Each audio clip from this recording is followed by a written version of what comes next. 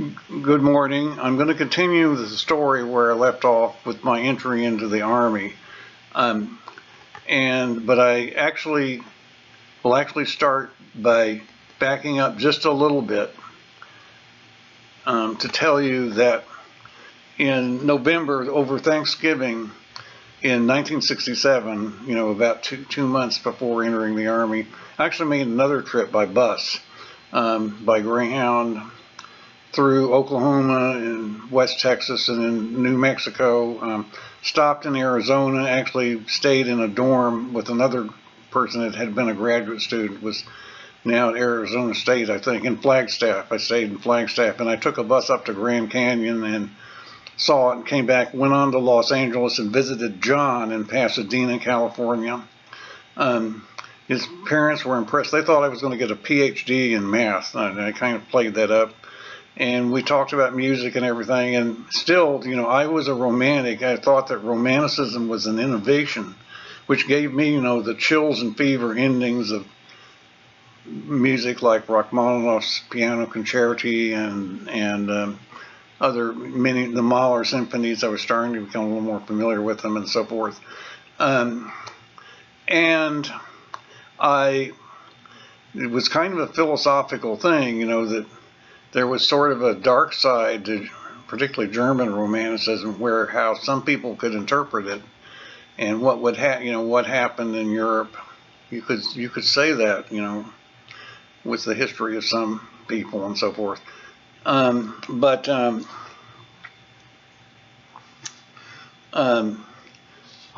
then came back in time for class. It was just a very interesting side story and I also just wanted to add that the math department, before that last semester rather, starting in September when I did have the teaching again, they did tell everybody to be cautious, to be careful, that a lot of male students were very uneasy about the draft, and that if you were to go a little bit easy because you could be the person that sends them, into combat. Literally, somebody actually said that. But I didn't hear any complaints, as I said yesterday, and I sort of handled it the way I thought I should, and I didn't have any complaints at all. And so then,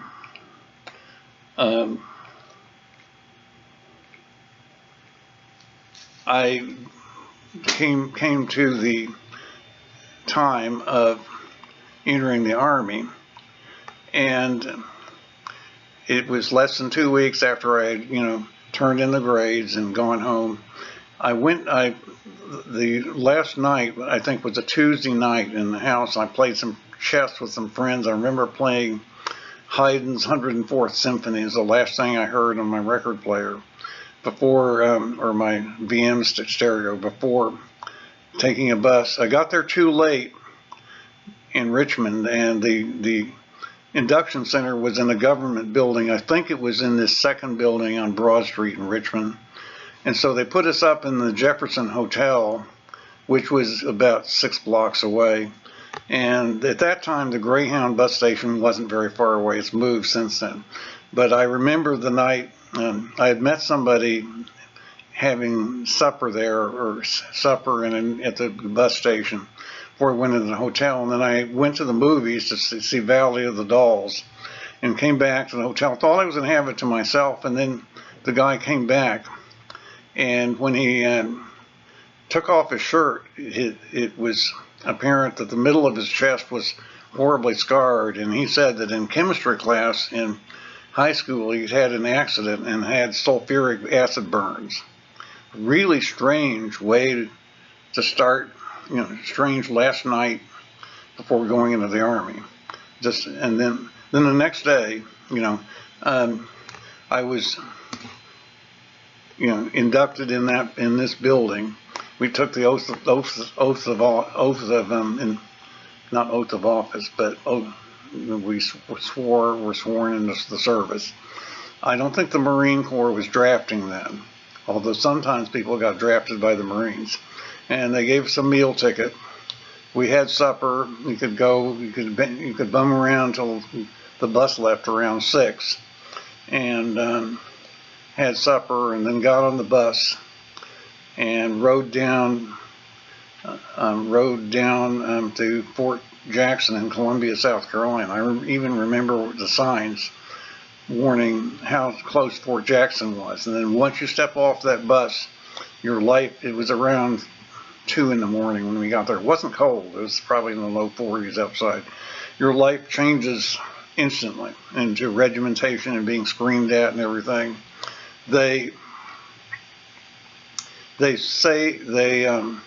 gave us chow, some sloppy eggs, and then of course they processed us too, and they gave us some chow, and wasn't really hungry then. Then they actually gave me a detail, because I was a college grad managing some people, stamping names onto uniforms for about 45 minutes or so. So that was my first taste of service. Then they let us go to bed in a really drafty, rundown building, and there was no hot water in the building, and I probably got to bed about 4:30 in the morning or something, and pretty soon we heard commotion outside of people that were being sent to Fort Gordon, which was in Georgia, which was another basic combat station then. But there's the gate to Fort Jackson in Columbia now. You can't go into the basic combat training museum unless you're accompanied by military personnel. At least that was the way the last time I checked.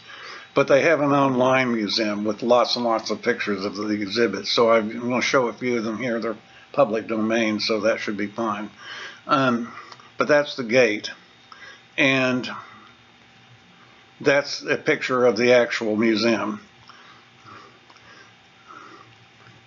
And then here are a couple, that's a bivouac tent. And that's foxhole position on the rifle range. The rifle range training starts in the 4th week. Basic training is 8 weeks. And to qualify, you have to score, you practice about a week, and then you go out on record range and qualify. I made sharpshooter, but let me show you.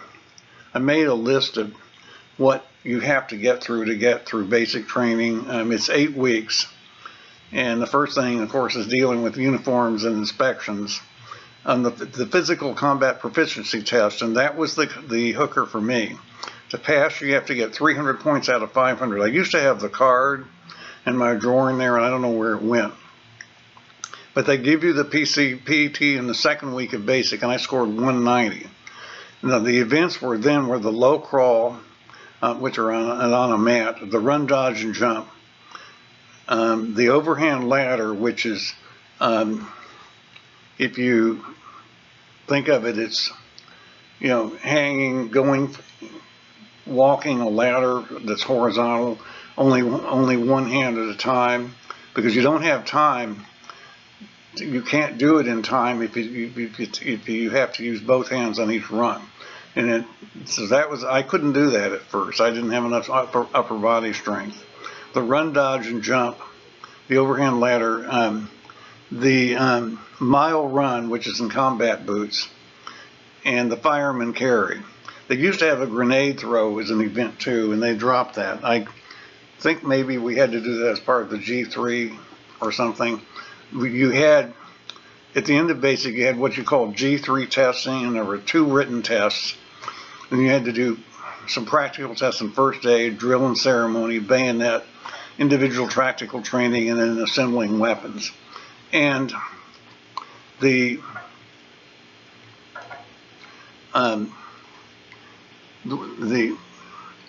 just continuing here with the images from the museum.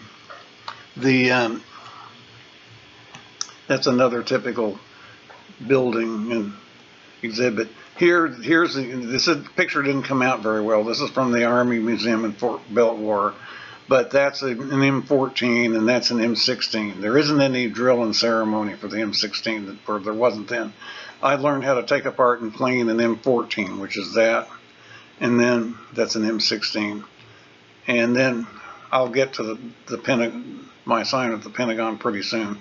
Let me just back up to something that looks more menacing here. So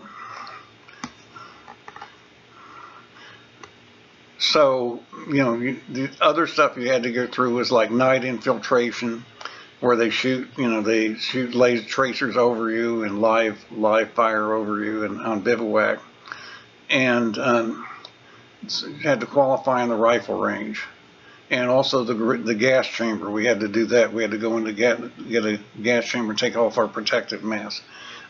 Your life is regimented. You have kitchen police. We had KP.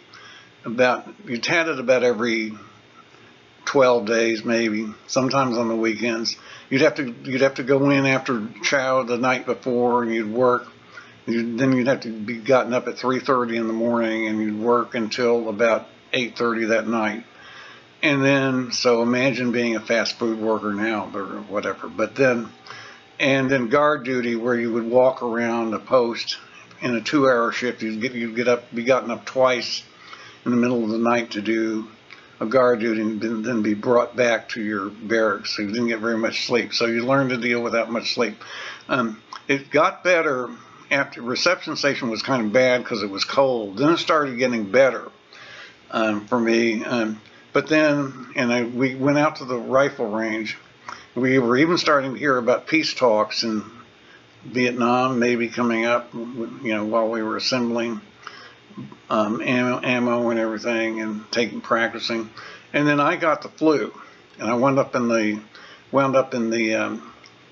infirmary for 4 days. I got over it pretty quickly and was sent back to the barracks on Monday. And then Monday night at chow, I was called in to see the captain, and he told me and about 3 other people we were being put into special training company, which was Tent City, which was to get me to the point that I could pass the PT test. So in a sense, I got recycled, and what was an 8-week time turned out to be 14 weeks. It took me about 3 weeks to get to where I could pass the PT test. I suddenly learned how to do the overhand ladder. Just one day I suddenly could do it. I don't really quite understand how I did. But once you could do it once, you could do it almost indefinitely once I had the coordination to do it. So it gets back to my dyspraxia and lack of strength. The dyspraxia, by the way, I think it's associated with autism. It's not really considered a gender disorder. I think it's mostly, but it's something that isn't talked about very much. It was one of the points is that in 3 weeks I did pass the PT test, made it 3:27 on the BCT, and I ran the mile in about 7 minutes and 50 seconds. I think it was 7 minutes and 15 seconds or something. And then I think on the final PCPT for basic, I think I got it down to just about 7 minutes even. My final score rose about 40 points. After I got back, generally it was much better. There was one time when somebody tried to approach me in the barracks, and I just simply pushed them off. Fortunately, nothing happened, or I would have been the one who would have been blamed. You can imagine where that could have gone. But otherwise, it started going fairly well, and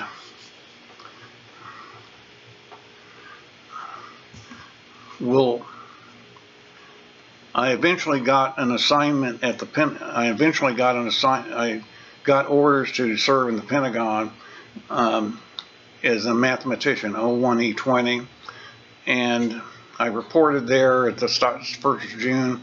Technically, I was living on South Post, which Fort Myer, which the name has changed since then. It's Myer Henderson or something like that now. But then it was Fort Myer, and the South Post was kind of a tent city that is now, I think Pentagon City Shopping Center is there now. It was built in '89, but this was '68. And I was in the Fort Myer the night that RFK was assassinated. Also, during basic, when I was in special training company, I was there when Martin Luther King was assassinated, and there was talk of a red alert and of our going into Columbia as a show of force. That never really happened. That was more trash talk, I think. When I also remember the Tuesday morning I got to special training, getting a lecture we all got a lecture from Captain Blackwell, about how we better buckle down and it could be the end of our lives if we didn't make it. I mean, it was pretty threatening. And one of the lowest points in my life is when I had KP on March 31. I was cleaning out a pit with a toothbrush, and a grease pit with a toothbrush. And right after that, I heard on the radio that LBJ wasn't going to run, and that somebody was playing the radio. One of the cooks was playing it, and somehow was allowed to. That's interesting. So I did have an assignment in the Pentagon. At this point, we'll stop the video and we'll resume.